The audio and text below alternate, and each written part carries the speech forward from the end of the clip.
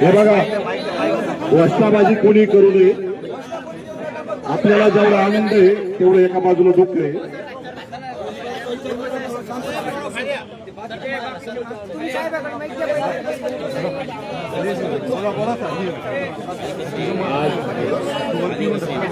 या ठिकाणी आम्ही विश्वरत्न डॉक्टर बाबासाहेब आंबेडकरांनी जे अमृतरूपी आरक्षण धनगरांना दिलंय, धनगरांच्या भोळेपणाचा अडाणीपणाचा फायदा घेत ते कैद करून ठेवलं होतं. ते मुक्त करून धनगरांचं कल्याण व्हावं म्हणून 17 सप्टेंबरला जालन्याला एक लढा आम्ही सुरू केला होता. आणि मुंबईला येण्याची एक कल्पना आमची होती की या आझाद मैदानातून त्या अमृतरूपी आरक्षणाची मुक्तता व्हावी. आता अमृत आमच्या लेकरांना आज मिळालं नाही, पण तो मिळण्याचा मार्ग मोकळा झाला असं म्हणायला हरकत नाही. कारण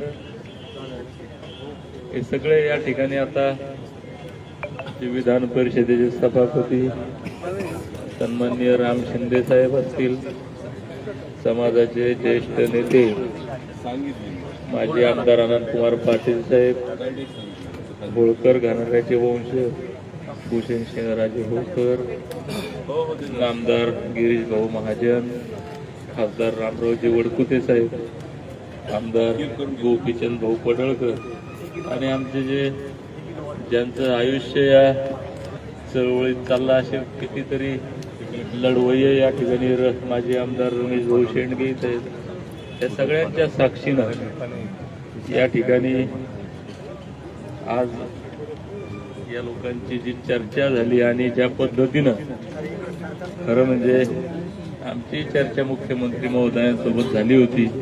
आणि त्या दिवशी आम्ही तेच बोललो होतो की साहेब तुम्ही ठरवा, तुम्ही जे ठरवाल ते आम्हाला मान्य आहे, फक्त आरक्षण अंमलबजावणी झाली पाहिजे हीच आमची एक अट होती. आणि आम्ही प्रण केला होता की शेवटच्या श्वासापर्यंत तो लढा लढू आणि तो लढा अजूनही चालूच आहे, आम्ही थांबणार नाही. आता गिरीश भाऊंनी सगळी जबाबदारी घेतली, जोडीला राम शिंदे साहेब महाराज आहेत, गोपीचंद भाऊ आहेत, खासदार वडकुते साहेब आहेत. तर निश्चितपणे मला असं वाटतं की आता आमच्या लेकराबाळांच्या कल्याणाचा मार्ग मोकळा झालेला आहे. म्हणून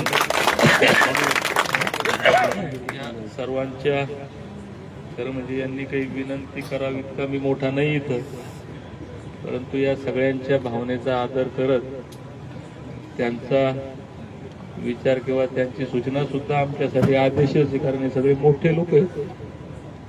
तर या सगळ्यांच्या आदेशानं आज या ठिकाणी मी माझं 10 दिवस सुरू असलेलं उपोषण स्थगित केलंय. आणि खरं म्हणजे ही आनंदाची गोष्टही आहे, पण आता ती माझ्यासाठी आनंद नाही. कारण दुर्दैवानं मी म्हणलो होतो की इथून आमच्या लेकरा बाळांच्या कल्याणाचा निर्णय घेऊन जाईल, नाहीतर माझी डेड बॉडी मुंबईच्या बाहेर जाईल. तर आता जिवंत जाईल इथून, पण माझ्या घरीच एक डेड बॉडी आज आली, त्याला इलाज नाही काही आता, तरी सगळे आले. सर्वांचे या ठिकाणी मी आभार मानतो.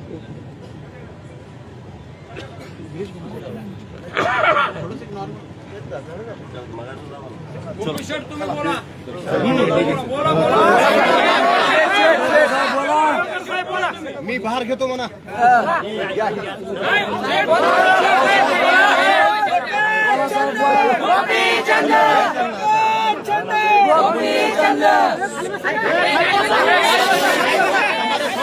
इतकंच. अशा आणखी महत्त्वाच्या बातम्या पाहण्यासाठी आमच्यासोबत जोडलेले रहा. आमचा व्हिडिओ लाईक, शेअर आणि चॅनल सबस्क्राईब करायला विसरू नका. धन्यवाद.